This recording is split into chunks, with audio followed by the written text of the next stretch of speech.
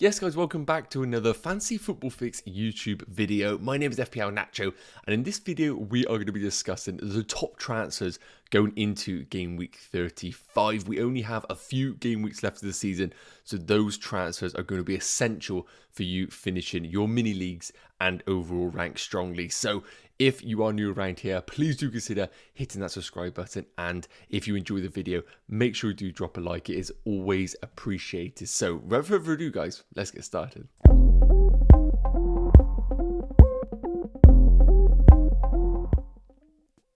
Okay, so first up, we are going to be looking at the man of the moment so far, Julian Alvarez, already with a goal and an assist in double game week 34. It's worth noting at the time of recording, we haven't had those second batch of fixtures for game week 34. So we still have the likes of Man United and Man City to play their second fixtures along with another string of teams. So a lot can change after this video, fingers crossed, just so this video doesn't become redundant, that nothing happens to Julian Alvarez in their fixture against West Ham. But it's worth noting, make sure you do monitor the West Ham game, as maybe something might happen in that game which might change the opinion of Alvarez as a game week 35 option. However, what we do know is in that first fixture against Fulham, he ended up being one of the top point scorers with a goal and an assist. A fantastic all-round performance, and importantly, playing in the absence of KDB, who is currently struggling with a slight injury.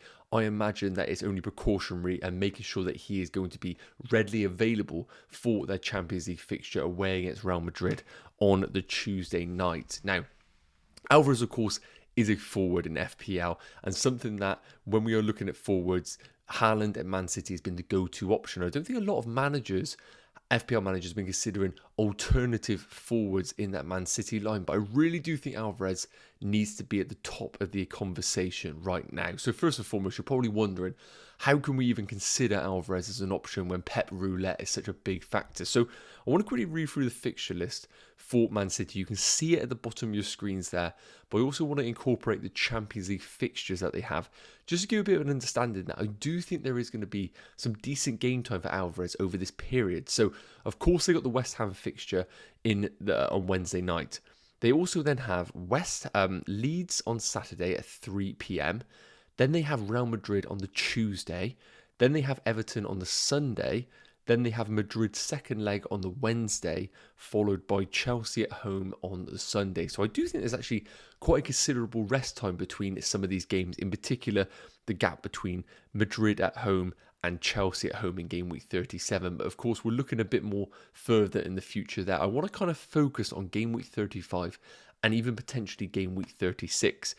And I could definitely envisage a situation where Alvarez features in the Leeds at home game, getting some minutes under his belt in terms of what is available to Pep Guardiola. Because of course, if De Bruyne is still out injured, I think Alvarez's game time is all but a lock.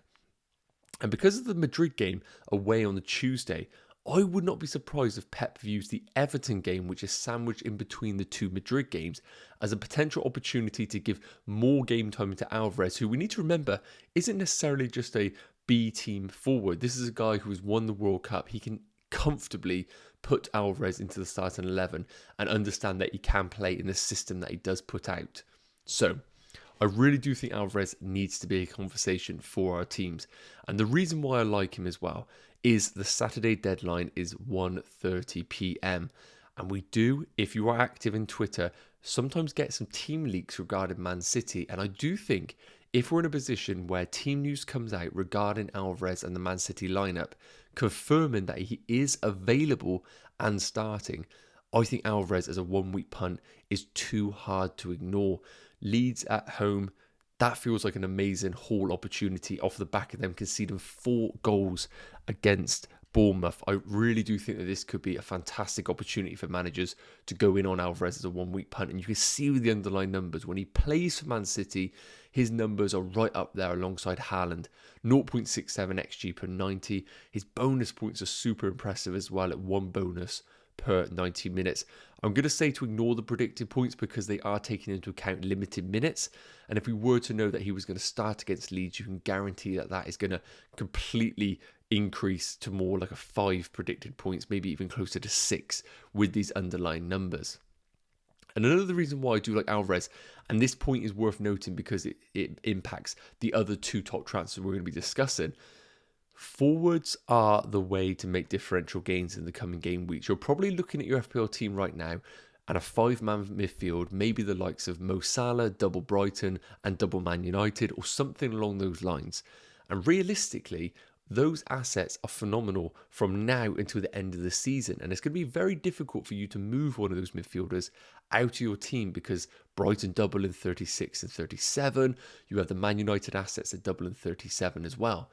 So the forward line feels like the one that if you want to make some transfers in your team is the route to go for. And if Alvarez is confirmed to start against Leeds, this is a move that I think a lot of FPL managers are going to do.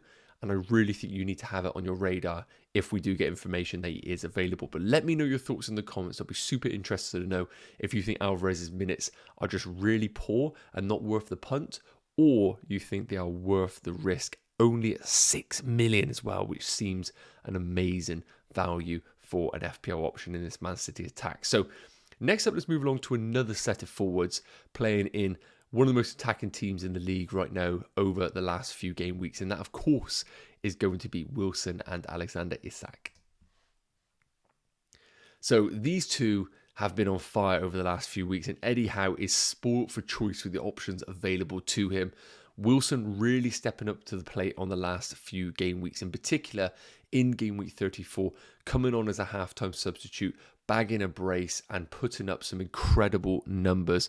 Before we touch on the actual figures for both players from game week 17 to game week 34, while it's fresh in our minds, I want to quickly just read off the underlying numbers from the Southampton game that they had in game week 34, as we had a good sample size there of 45 minutes where Wilson and Isak were playing together, and we got a bit of an understanding of how maybe they would work alongside one another in the team. So over this period that they were on the pitch together, this is the overall stats for them in these fixtures. Wilson had 6 shots compared to Alexander Isak's 0. XG 1.67 for Wilson. Remember, he only played 45 minutes. And Isak 0. Meanwhile, the expected assist for Wilson was 0 and 0.96 for Alexander Isak. So if those that don't know, when the halftime substitutions happened, Isak moved out to the left and Wilson played right down the middle. And based on the average positions, Wilson was so much further up the field than any other midfielder or forward in that Newcastle team. And it very much the case was when they're both on the field, Wilson is the number 9 in this Newcastle team. And when we're looking at numbers like this, I want the man that is racking up all of the chances and all of the expected goals. I don't want to be paying for the creator of that team, even though he is such a fantastic option in Alexander Isak. Now, looking at the overall numbers from game week 17 to game week 34, I think that does reflect as well on the recent information that we've seen in that game in 34. Expected goals per 90 are fantastic, but Wilson is leading the way. And funny enough, expected assists per 90 are pretty much level, but I would expect if Isak was to play on the left of a front three going forward, those numbers would really increase, while maybe his expected goals would decrease. But the big chances per 90 is the one where if I'm buying a forward, I want those numbers to be as high as possible. And those with Wilson are fantastic. They're double that of Alexander Isak. And we know that Wilson is the man when he does start for Newcastle. Everybody is trying to find him to be that goal scorer in the team. And it almost feels like it spearheads the attack rather than when Isak leads the line, it becomes a bit more of a fluid forward in that team, a bit more of a ball carrier and a bit more of a link-up play. Wilson is very much the spearhead of the attack, and he is there just to put the ball in the net. And as I mentioned, when I'm buying a forward, I want that forward. So looking at the fixtures coming up for Newcastle, we can see they have a home game against Arsenal, which I actually think is not a bad fixture at all. Anything can happen at home for Newcastle, and I would expect Wilson to be starting that game. I just think in those big games, he does step up in. A double in game week 36, which is really, really interesting considering Leeds are one of those games. And also Brighton, who, although they're fantastic, do concede a lot of chances. Leicester in game week 37, that feels like a fantastic opportunity for attacking assets. And maybe the easiest fixture of them all, Chelsea away. That could be anyone's game in that one. If Chelsea is still in a bad place, I would fully expect Newcastle to blow Chelsea out of the water. So as a long-term pick, Although we discussed Alvarez being a bit more of a 1 week punt and then maybe a bit more of a difficult transfer for you long term, I feel like if you were to invest in Wilson or Isak, these are the forwards that you could potentially just hold between now and the end of the season and comfortably know that you are signing a player that is playing for one of the best attacks in the league right now at the time of recording, but also players that are really good value at only 7 million for Wilson and 6.9 for Alexander Isak. But if I was to buy one right now, it would be Callum Wilson. I do think the minutes are going to be a little bit hit and miss. Sometimes we might see Wilson bench, sometimes we might see Isak bench.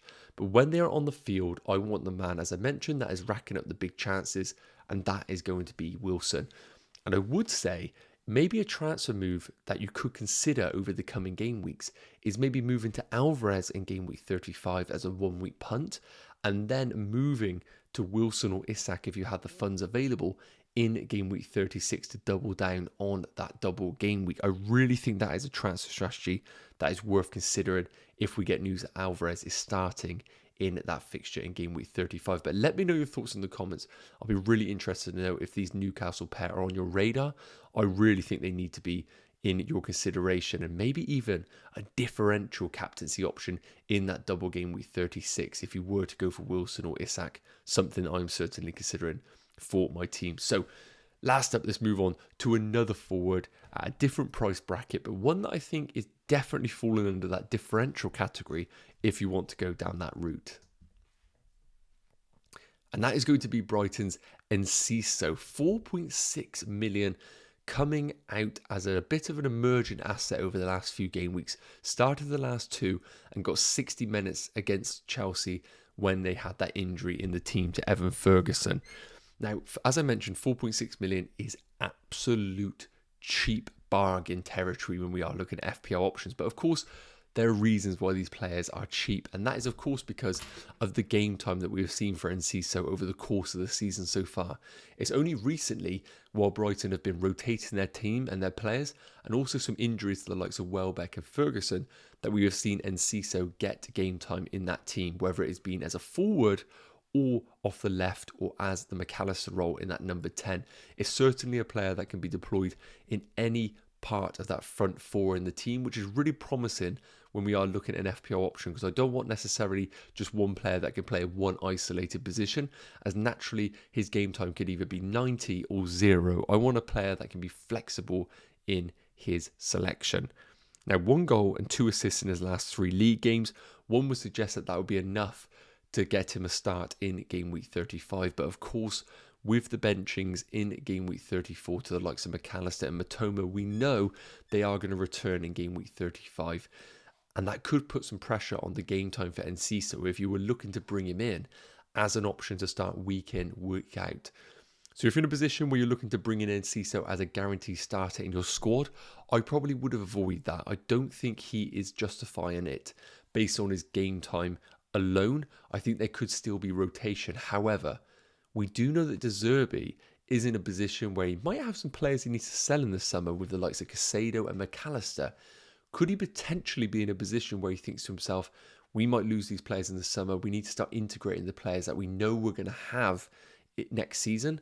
And I think Enciso is going to be one of those key characters. So maybe we do see continued game time for Enciso over these coming game weeks. Now, of course, they still have the second half of their double in 34, so anything can happen.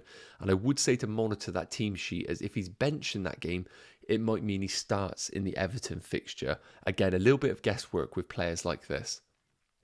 But I do think he is worth keeping on your radar. However, because they double in game week 36 and 37, I would like a Brighton asset that I know is going to get significant game time, maybe 70 minutes plus in both of the doubles in each isolated fixture.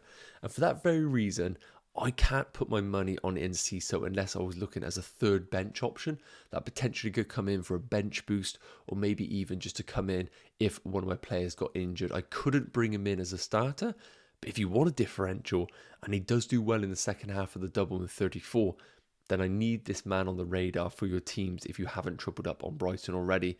His numbers are fantastic. Very well rounded, and the shots per 90 at 5.55 is off the charts, one of the highest of all forwards in the league, so he isn't afraid to pull the trigger, which is always a promising thing when we are looking at an FPL forward that can be a differential in our teams. But let me know your thoughts in the comments, guys, on not just Enciso, but all of the other top transfers that we have been discussing. And if you did enjoy this video, please do consider hitting that like button. We'll be back with plenty of videos throughout this week, including a Friday night live stream ahead of Game Week 35. So if you have any questions, put them in the comments or drop your line in the live stream later on in the week. And we look forward to seeing you guys then. Take care. Cheers.